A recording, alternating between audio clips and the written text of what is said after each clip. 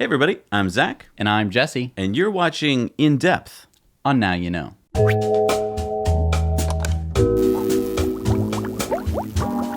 So I guess it turns out Tesla's going to stay public, Jesse. Yep. So, all of that drama, I guess it was all for nothing. There's no reason, no rhyme or reason or anything for that, huh? I think there is rhyme or reason. I think we're actually in a better place today for what we just went through, but I think we should start off by getting you guys up to speed and giving you Elon's stated reason why he wants to stay public. So here's the statement that he sent out on the Tesla website blog. This is from August 24th. Earlier this month, I announced that I was considering taking Tesla private. As part of the process, it was important to understand whether our current investors believed this would be a good strategic move and whether they would want to participate in a private Tesla.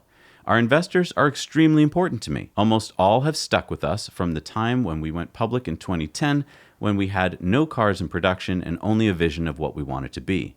They believe strongly in our mission to advance sustainable energy and care deeply about our success. I worked with Silver Lake, Goldman Sachs, and Morgan Stanley, who have world-class expertise in these matters, to consider the many factors that would come into play in taking Tesla private and to process all the incoming interest that we received from investors to fund a go-private transaction. I also spent considerable time listening to current shareholders, large and small, to understand what they think would be in the best long-term interests of Tesla. Based on all of the discussions that have taken place over the last couple of weeks and a thorough consideration of what is best for the company, a few things are clear to me. Given the feedback I've received, it's apparent that most of Tesla's existing shareholders believe we are better off as a public company. Additionally, a number of institutional shareholders have explained that they have internal compliance issues that limit how much they can invest in a private company. There is also no proven path for most retail investors to own shares if we were private. Although the majority of shareholders I spoke to said they would remain with Tesla if we went private, the sentiment in a nutshell was, please don't do this. I knew the process of going private would be challenging, but it's clear that it would be even more time-consuming and distracting than initially anticipated.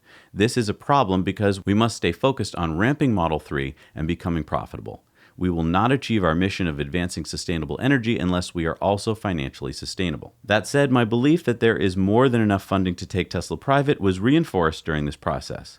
After considering all these factors, I met with Tesla's board of directors yesterday and let them know that I believe the better path is for Tesla to remain public. The board indicated that they agree. Moving forward, we will continue to focus on what matters most, building products that people love and that make a difference to the shared future of life on Earth. We've shown that we can make great sustainable energy products, and we now need to show that we can be sustainably profitable. With all the progress we've made on Model 3, we're positioned to do this, and that's what the team and I are going to be putting all of our efforts towards. Thank you to all of our investors, customers, and employees for the support you've given our company. I'm incredibly excited to continue leading Tesla as a public company. It's a privilege. All right, I'd like to read between the lines here a little bit. I think that what happened was that when Elon talked to some of their largest institutional shareholders, a lot of these ETFs, a lot of like ARK, which are companies that invest in lots of different big companies, they were told, darn it, Elon, we can't go private with you.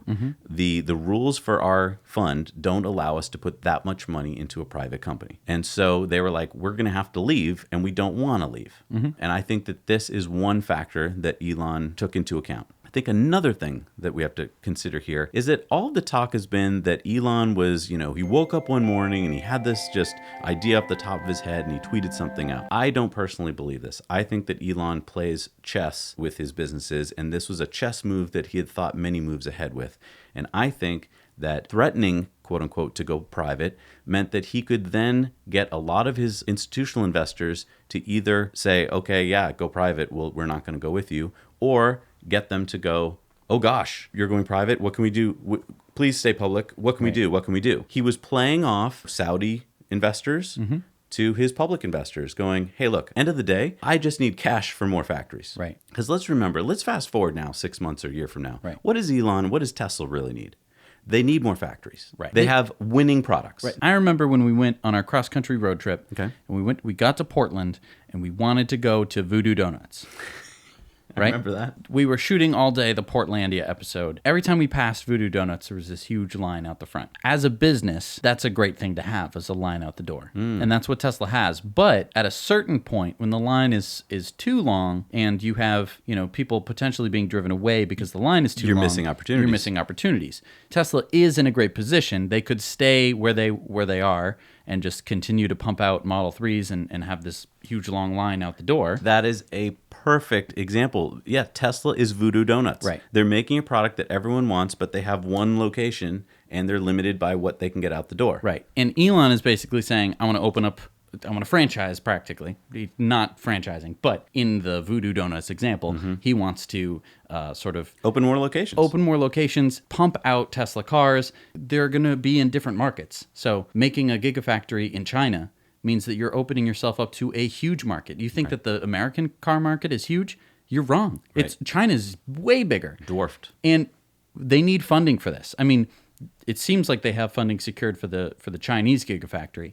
But that's just one of many, and we've heard Elon talk about the fact that they want to have a whole bunch of gigafactories, Right. Which each are going to cost $3 to $5 billion.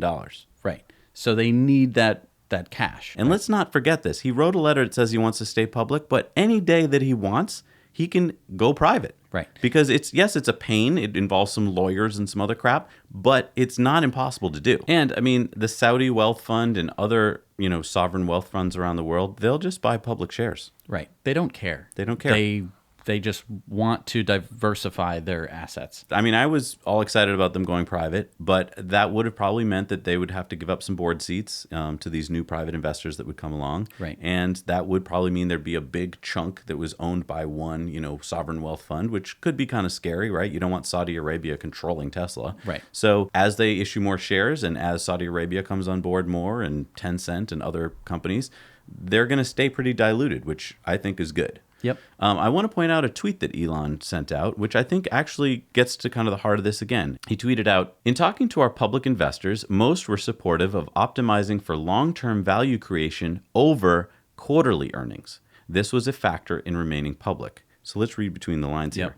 I think what he did was he went to some of their biggest investors and said, look, stop worrying about quarterly stuff. Right. Here's my long-term vision. It might be that for a few quarters we don't do as well as you would have hoped, but I'm going for this big long-term vision. Are you on board with that?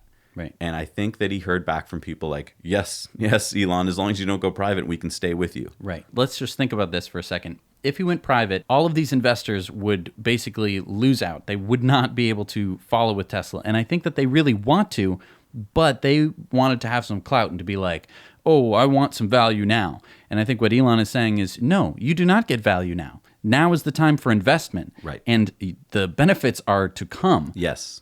This quarterly crap is killing me. No way. I can, at any point, just turn around, go to the Saudis and say, give me money. And they will gladly hand over fist give him money. Right. Let's look at this other tweet, which again gets kind of into the weeds here, but it kind of spells out why he did what he did. So this is a tweet from Lycanthrope. It says, personally relieved with this news as being a small investor from Europe would likely have been forced to cash out at 420. Thanks for caring for us little fish, Elon. We may be small, but there are a lot of us and we've got your back.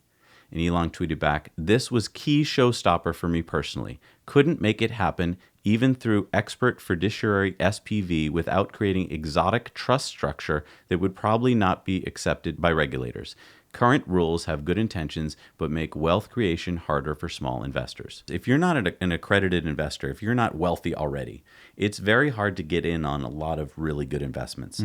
I don't know why this is, other than to say that I think the rich want to stay rich. What's funny to me is you can go down to your local, lottery store and, buy a lottery ticket, or you can bet on the ponies. You can bet, right? You can go to casinos and you can waste all your money legally on things that are very unlikely to pay off. Right. But when it comes to good, solid investments, they're like, oh, you're not rich enough to do that. Only rich people are smart enough to risk their money. Right. So let's talk about Wonder Capital for a minute. You were able to invest in Wonder Capital because you're an accredited investor, and I'm not able to because I'm not an accredited investor because I do not make enough money, nor do I have enough assets. Right. And it's not Wonder Capital's fault. Those are the rules of the game. They don't wish it to be that way. Right. It's just that's the way the SEC structures it. But this is what Elon's talking about here, which is if he went private, many public investors like you may not have been able to go private with him, and that would have kept a lot of the little fish out of Tesla. Right. And he would have had to buy those shares out. Right, or someone, or a big fish would have. And, I mean, this was probably not a big deal in the U.S. I think you would have been able to go with him. Probably. But if you had been a European little fish, Right. Or from some other country, you may not have been able to because it's an American company and there's many international rules and so forth. So I just thought this was another good point, which maybe Elon hadn't fully thought of when he was thinking of this big play, but might have been why he wasn't actually going to go private anyway. And I guess that leads me to the FUD tracker. Yes, let's pop this up on screen. So what you're seeing here is FUD being tracked. Yeah, I mean, so FUD is fear, uncertainty, and doubt. And if you look at this graph, and this is just, this isn't even all of the FUD, actually. Jesse and I have been looking at it. There's a lot more FUD, but you're seeing an increasing amount of articles coming out that are, throwing FUD at Tesla. And all I've been hearing from people around us for the past few weeks is, oh my gosh, what's going on with Elon? What's going on with Tesla? Nothing's changed with Tesla. We followed them closely. Yeah. Nothing's changed. And I think you know that if you're watching our show. But the amount of FUD has increased, which makes us all go, gosh, am I missing something? Am I wrong? Oh no. The people who read these articles aren't necessarily the people who are invested in Tesla. No. But a huge majority of people, so you have a bunch of zombies coming over to you being like, did you hear about Tesla? Right. Did you hear? Isn't it so bad? And it's self-fulfilling. They're going to talk to each other at the water cooler or whatever and be like, Oh yeah, Tesla's running into trouble. they don't even know why they're running into trouble. They don't even, all this stuff about, Elon's falling apart. And again, could be part of the chess move. Most of the information we have about Elon's state of mind came from who? Elon. Came from Elon. None of these articles is talking about this one basic rule of investing. Okay. If you short a stock, at some point down the road, you have to buy it back. Right, because you've already sold it. As the FUD has worked and the price has gone down, all these shorts are like, I'm safe now. they're not safe. Because what's about to happen? They're going to have to buy the stock. Yeah, the stock price is most likely going to go up as all of these investors want to stay public with Elon. So all the Saudi wealth fund and all the Chinese and all the everybody. And so the price of the stock is going to go up, most likely.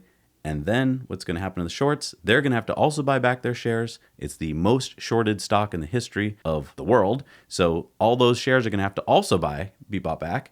And you're going to get all of them really screwed to the wall, which is what Elon wants. Let's not forget that. Deep down, what does Elon really want? He wants to stick it to them.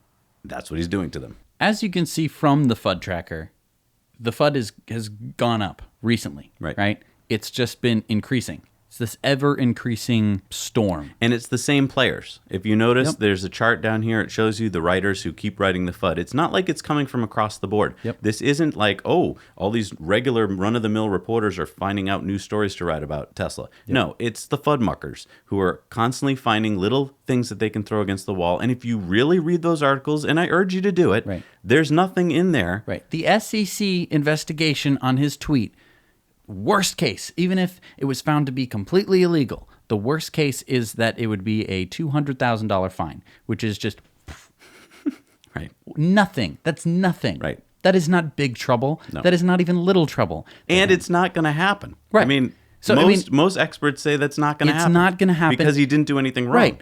And yet, what did we hear for like a week and a half? Is that Federal investigation. SEC is going to Tesla is going to go bankrupt because they're going to have to pay so much money. It's going to be so bad. It's like, no, it just doesn't work like that. And everything's going well now. Right. Every product that he's made is a winner. It's gold. All of them. I mean, It doesn't matter if it's a surfboard, the things sell out. right. That's a good point. I mean, it doesn't matter if it's a car. Right. Those sell out. I mean, those you have to get on a waiting list to get. They're winning products. So now all he has to do is ramp up production. That's not the same for any other company. Think about most other companies. They don't have products that are winners. Right.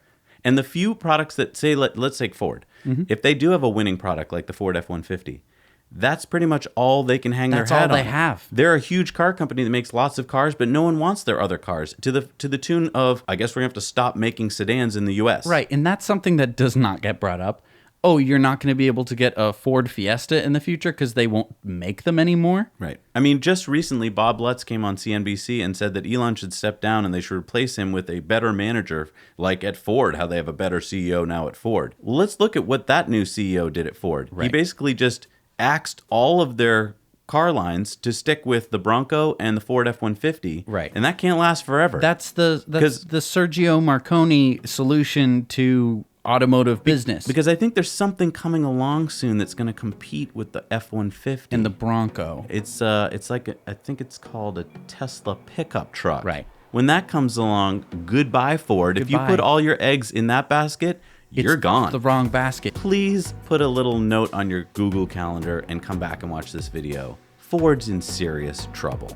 Serious trouble. They're going to be gone. I mean, they've got a lot of cash that's going to take a while, but they have no innovation. So they're- Exactly. I mean, Tesla has this list of amazing products that are going to come out. I mean, they're going to come out with a Roadster for $200,000. Yeah, think about that for a second. Right. I mean, I'm sure, you or I cannot afford to buy one, but there are plenty of people who are able to. I mean, think about all the Porsches you see out on the roads and stuff like that. It's in a similar-ish price range. Yeah. And this will be the car. Oh yeah, And they don't have to sell that many of them because No. they're practically $250,000 cars. Now, they're not multi-million-dollar cars like Bugattis, but again, that's the point. It's at a lower, that's a bigger market. That's just a little cherry on top. Right. That's the cherry on top that we're talking about. On top of trucks that are going to put light rail out of business. Right. On top of the Model 3, which is just moving up. As they build more cars, the only thing limiting them from being the best-selling car in America is their production. That's amazing. So excited. Hope you stick with us. Thank you so much for watching this episode of In Depth. We do it every week. We do it on Tuesday now. If you're a little disoriented, we do it on Tuesday. That's right. We do Tesla Time News on Monday. Get all the news in the news. And don't forget to hit the subscribe button and that notification bell button, and also the like button. I know we just asked you to do 3 things, but it helps us out a lot, and I really would appreciate it if you did it. The like button means that YouTube is happy with us or something. Because we gotta they keep can't, YouTube happy. YouTube doesn't understand how humans work, and so this is one way that humans can give direct input. Right, because they don't understand that you watch the whole show. That must mean you somewhat like it. Right, but they don't so- understand that point because YouTube is not run by AI humans. yet. Well, it's not. Yeah. Not smart. All right. Thanks so much for watching. Now you know.